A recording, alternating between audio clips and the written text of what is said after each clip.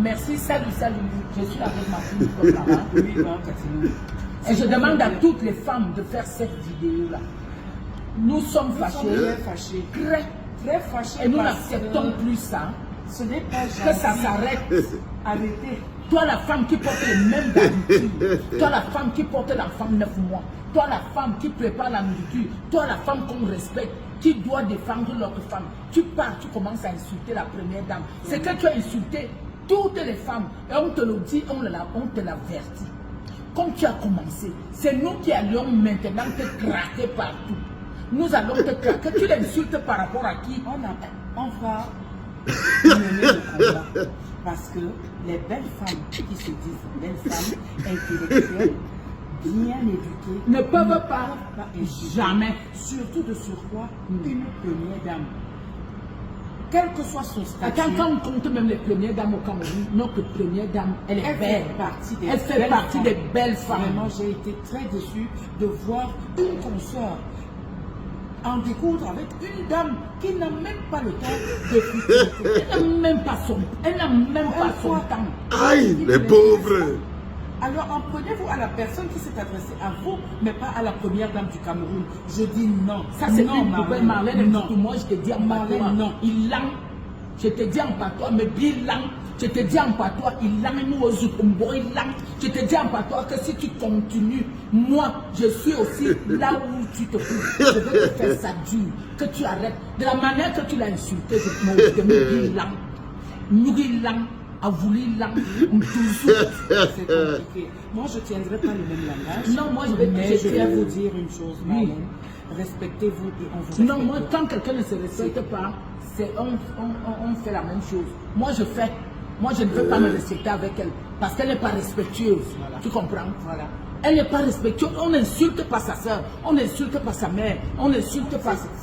C'est pas possible.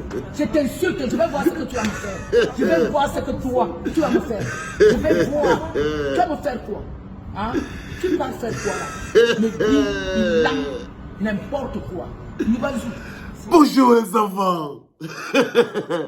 Ça c'est le pouvoir. Quand les riches envoûtent les pauvres et les envoient se bagarrer entre eux.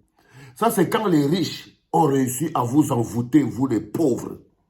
Et maintenant, comme vous vivez de la générosité, vous vivez des graines et des miettes qui tombent sur la table du riche, vous imaginez évidemment que chaque fois qu'un pauvre se dresse contre un riche, c'est l'occasion pour tous les autres pauvres de venir montrer aux riches qu'ils peuvent lui servir à quelque chose et peut-être une graine de quelque chose peut tomber aussi dans leur poche. Ça, c'est l'art de diviser pour mûrir. Mais on n'a pas divisé, on a opposé les pauvres entre eux. C'est-à-dire que les riches réussissent par l'amour que les pauvres, je ne sais pas depuis quand les pauvres ont tellement d'amour pour les riches au point où ils sont prêts à se passer tous à la moulinex, juste pour pouvoir faire plaisir. Eh Seigneur. Bonjour les enfants. C'est moi qui avais inventé ce machin-là. Vous inquiétez pas. Le reste, c'est les apprenants. C'est papa. Mon mur est un asile psychiatrique à ciel ouvert et ma salle d'attente est toujours full. Bondé. Bienvenue à la clinique, les enfants. Quand je vous explique que vous êtes un peuple qui est perfusé à la générosité du diable. C'est-à-dire que là, vous voyez, c'est Nicole Mara. Nicole Mara, c'est une sœur qui est là-bas au Cameroun, une chanteuse. Et la mère, c'est Katino, qu'on ne présente plus. Maman Katino.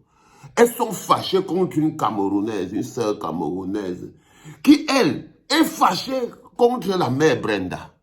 Bon, moi-même, quand je suis fâché contre Pomba, je lui fais du sale. Parce que pour moi, c'est un être humain normal. Déjà qu'il n'est plus en train de faire son travail et il ne mérite plus le respect. Parce que vu la situation dans laquelle il a mis le Cameroun, il ne mérite même pas de s'appeler patriarche. Pour moi. Et je dis ça. Mais vous voyez très bien qu'il y a plein de pauvres qui subissent les effets de ce que je suis en train de décrire, c'est-à-dire les détournements de fonds qui font que dans son village, en Vomeka, toutes les maisons autour de lui sont des maisons de pauvres avec inclinaison de 90 degrés. Il est président, mais la route s'arrête devant sa maison. Ok?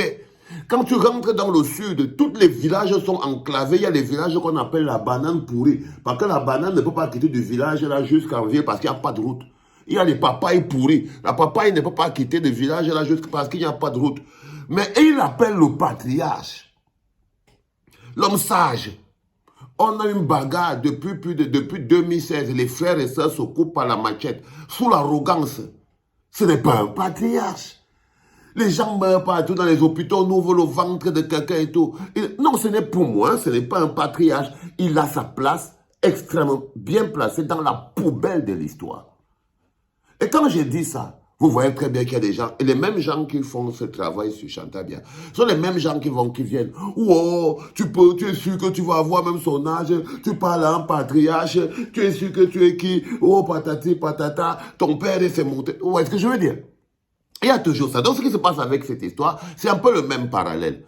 Donc, il y a cette nana qui a défoncé la gueule de sa copine, hein, Madame Pomba, et tout. Mais elle a traité comme il se traite. Non, parce que nous sommes dans un pays où les gens s'insultent.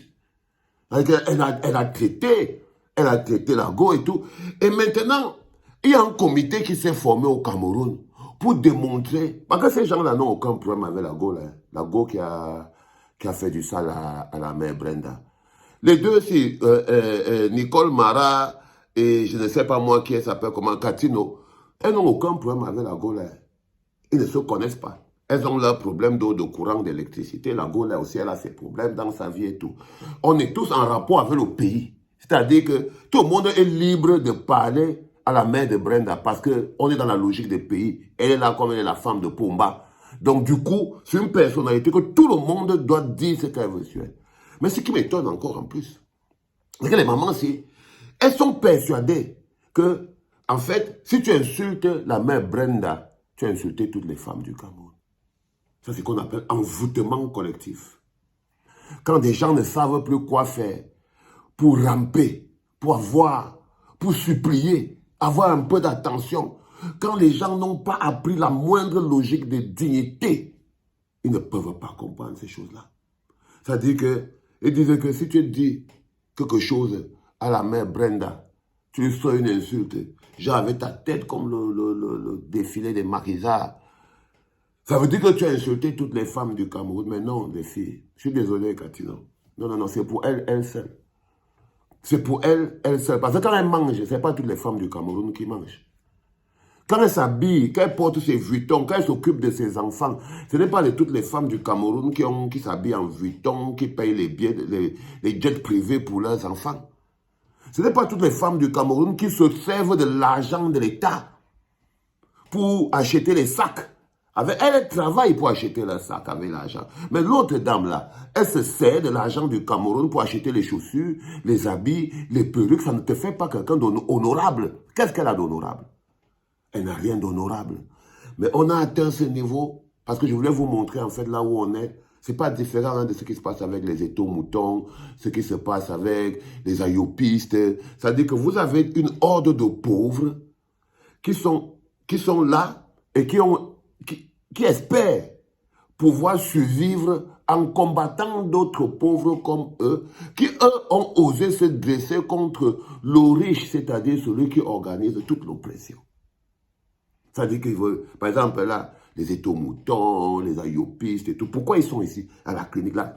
Donc vous rentrez ici dans la clinique, la plupart, si j'ai 50, si on a 1000 commentaires, on a 700 insultes, 500 c'est des super fans. Seulement sur cette vidéo, il faut regarder le nombre de commentaires qui sont des super fans. Vous verrez que c'est les plus haineux. Ça veut dire qu'ils sont installés à la clinique jusqu'à ils ont déjà gagné le badge de super fan. Ils ont déjà gagné le badge de super fan. Tellement ils sont là. Tous les jours, ils viennent répéter la même chose. Tous les jours, ils viennent répéter la même chose. Si le Seigneur ne protège pas ton esprit et te donne une mission claire, tous ces gens-là, regardez les Nicole Mara, on a plein comme ça, des gens comme ça ici dans la clinique, qui viennent pour attirer l'attention des gens, qui viennent parce qu'ils ont leur petite rage et leur colère, qui viennent parce que je suis trop beau, je sais, trop de classe, trop, trop style, je sais, et puis je rôde trop, ça aussi je sais. Mais c'est Dieu, c'est comme ça, c'est l'intelligence qui fait ça. Quand tu es intelligent, et que tu es beau, le hot n'est pas loin. Quand tu es intelligent et que tu es beau, tu as la classe, le hot n'est pas loin. Tu hot aussi, regardez un gars, 50 balais. Ils sont sérieux. Donc ça les met très mal tout ça. Et là, je voulais vous montrer cette capsule pour que vous compreniez comment ça se passe. Comment c'est qu'on a atteint le cap de diviser pour mieux régner. Non, dites à Nicole Mara et à Katino que non, ce n'est pas toutes les femmes du Cameroun qui sont insultées, qu'on insulte la mère de Brenda. Parce que toutes les femmes du Cameroun ne pensent pas les caisses de l'État pour acheter les sacs Chanel avec ça. C'est le deuxième podcast de la journée, les enfants. Parce que bientôt, on va devoir voyager pour aller à Abidjan, pour préparer, évidemment, la demi-finale. Parce que nous, Ivoiriens, avons une demi-finale, hein, pour préparer la demi-finale. C'était papa.